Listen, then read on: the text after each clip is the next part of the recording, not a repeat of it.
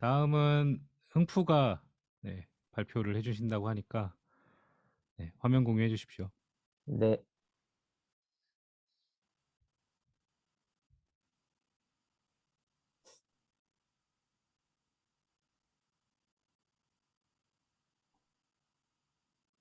보이시나요? 네, 네, 그러면 시작하겠습니다. 안녕하세요. 추일암타 세션을 진행하게 된 야망 있는 흥푸입니다. 많은 분들이 추일암타의 뜻을 궁금해 하셨을 것 같은데요. 추일암타는 추상화, 일반화, 함수, 타입의 앞글자를 따서 만든 단어이고 객체지향 프로그래밍을 비롯해 개발할 때 도움이 되는 개념이라고 생각하여 이번 세션을 준비하게 되었습니다. 이런 말이 있습니다. 유일한 진실을 말하자면 객체 지향판 스파게티 코드는 당연히 라자냐 코드이다. 과학의 많은 계층. 다익스트라 알고리즘으로도 유명한 에츠어르 데이크스트라가 한 말인데요. 지금 진행되는 단 10분의 추일함타 세션이 앞으로 펼쳐질 여러분의 장밋빛 개발 인생 수십 년에 큰 도움이 될 것이라고 확신합니다.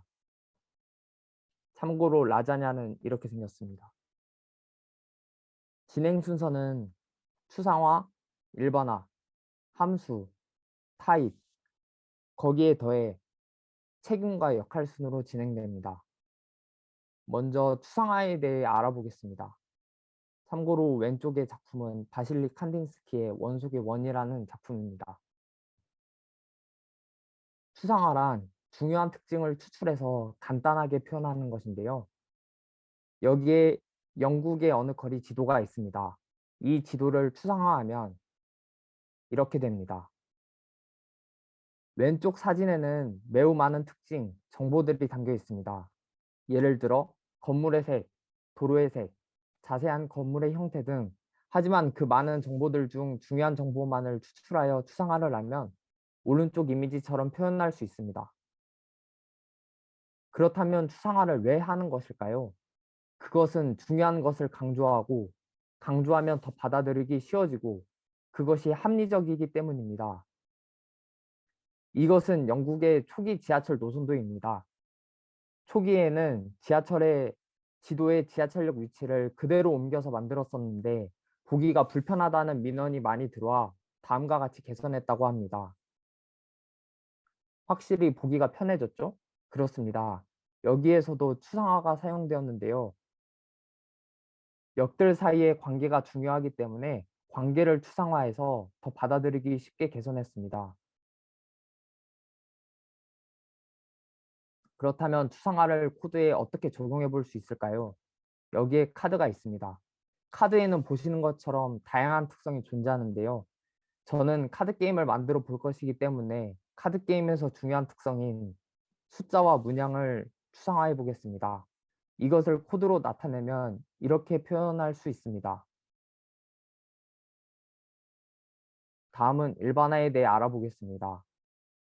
일반화란 연관성 있는 두 개 이상의 객체 집합을 묶어 좀 더 상위의 객체 집합을 만드는 것인데요. 예를 들어 여기 야구공, 농구공, 축구공이 있습니다. 이러한 연관성 있는 두 개 이상의 객체 집합을 묶어 좀 더 상위에 있는 객체 집합인 공을 만드는 것입니다. 그럼 일반화는 어떻게 코드로 표현할 수 있을까요? 여기 여성이 있습니다. 남성도 있습니다. 이 두 객체를 묶어 좀 더 상위 객체 집합인 사람을 만들 수 있습니다. 그리고 이것을 코드로 나타내면 이렇게 됩니다. 다음은 함수에 대해 알아보겠습니다. 먼저 함수가 무엇인지 알아보겠습니다. 프로그래밍에서의 함수는 일정한 동작을 수행하는 코드들을 말하고 수학에서의 함수는 변수 x와 y 사이에 x값이 정해지면 y값이 정해진다는 관계를 뜻합니다.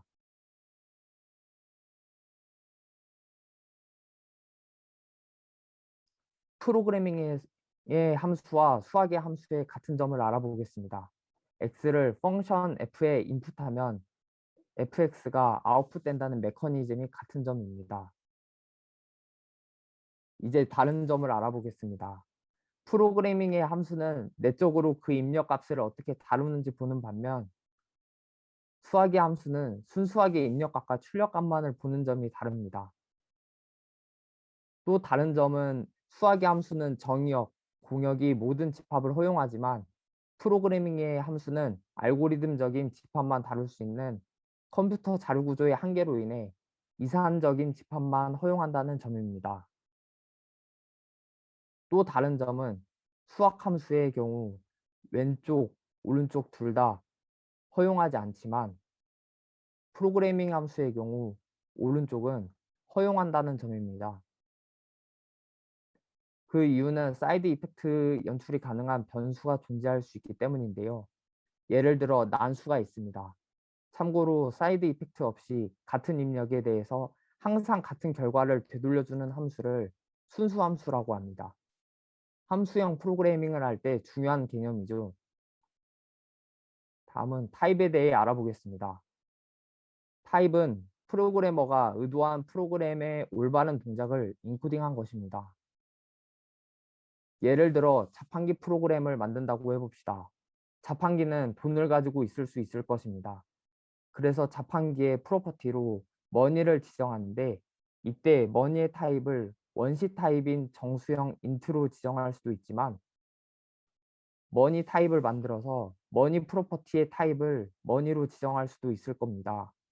이 밖에도 열거형을 사용하는 방법도 있을 수 있겠고 정답은 없다고 생각합니다. 상황에 맞게 의도를 타입에 잘 녹여서 프로그램이 더욱 올바르게 동작하도록 하면 좋을 것 같습니다. 여러분은 책임과 역할이 무엇이라고 생각하시나요? 지금부터 책임과 역할에 대해 알아보겠습니다. 먼저 책임에 대해 알아보겠습니다. 책임의 사전적 정의는 맡아서 해야 할 임무나 의무라고 합니다. 예를 들어 보겠습니다. 어떤 사람이 있습니다. 이 사람은 편의점을 차리고 싶어 합니다. 차렸습니다. 그런데 이 사람은 노는 것을 너무 좋아해서 사람을 뽑아 그 사람에게 계산과 재고 정리의 임무를 주고 놀러 다닐 생각을 합니다.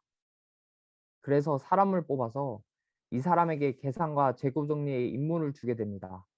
여기서 말씀드린 임무가 곧 책임이 됩니다. 그리고 이제 계산과 재고 정리의 책임을 가지게 된 이 사람의 역할은 편의점 알바생이 됩니다. 역할과 책임을 코드로 표현해 보겠습니다. 편의점 알바생이 있습니다. 그런데 여기서 사장이 청소와 음식물 쓰레기 처리의 책임도 주었습니다. 책임이 너무 많아졌죠. 편의점 알바생이 책임이 너무 많아져서 힘들어하기 때문에 책임을 덜어주기 위해 청소부를 뽑았습니다. 그리고 기존에 가지고 있던 청소와 음식물 쓰레기 처리의 책임을 분리해서 청소부에게 주었습니다. 객체지향 프로그래밍의 핵심이기도 한데요. 책임이 많아지면 분리해야 합니다. 그리고 이 코드는 이렇게 표현하면 더 좋습니다. 마지막으로 여러분께 공유드리고 싶은 내용이 하나 더 있습니다. 개발자에게 개발 능력 외에 또 중요한 것이 소프트 스킬이라는 것은 여러분도 잘 알고 있을 것입니다. 그 소프트 스킬 중 커뮤니케이션에 관련된 좋은 개념을 하나 소개시켜 드리려고 합니다. 그것은 바로 프랩입니다. 프랩은 추이람타처럼 몇몇 단어의 앞글자를 따서 만든 단어인데 각각 단어 포인트는 결론, 리즈는 이유, 이그젬플은 예시를 뜻합니다. 두괄식 표현과 비슷한 방법인데 먼저 결론을 말하고 이유를 말하고 예시를 말하고 마지막으로 결론을 한 번 더 말하는 방법입니다. 회의라든지 메일 등 여러 커뮤니케이션을 할 상황에서 프랩 방법을 사용하면 합리적인 커뮤니케이션을 할 수 있을 거라고 생각합니다. 간단한 예시로 회의를 한다고 했을 때 저는 무엇 무엇 하는 편이 좋다고 생각합니다. 왜냐하면 무엇 무엇이기 때문입니다. 좀 더 구체적으로 말씀드리자면 전에 이러이러한 일이 있었고 이러이러했었습니다. 그렇기 때문에 저는 무엇 무엇 하는 편이 좋다고 생각합니다. 라고 사용할 수 있는 것이죠.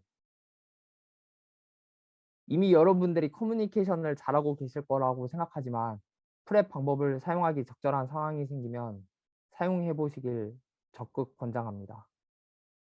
감사합니다. 네, 감사합니다. 아,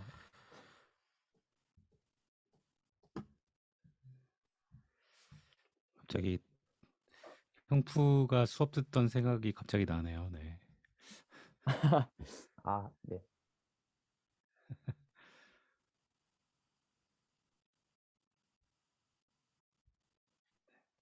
네, 약간 객체지향 뭐 아까 조프로님 책이 잠깐 나왔었지만 객체지향이 현실에서 일하는 거랑 되게 많이 비슷한 것 같아요.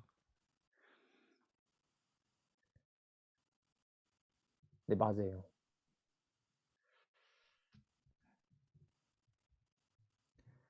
네, 흥푸 자료는 왠지 PDF로 받으면 재미없을 것 같네요. 동영상으로 받아야 아, 될 것 같은. 아, 네, 아무튼 자, 네, 감사합니다. 질문들은 잘 없고 지금 박수만 열심히 나오고 있는 거 봐서는 빨리 넘어가야 될 것 같습니다. 네네. 자, 다음은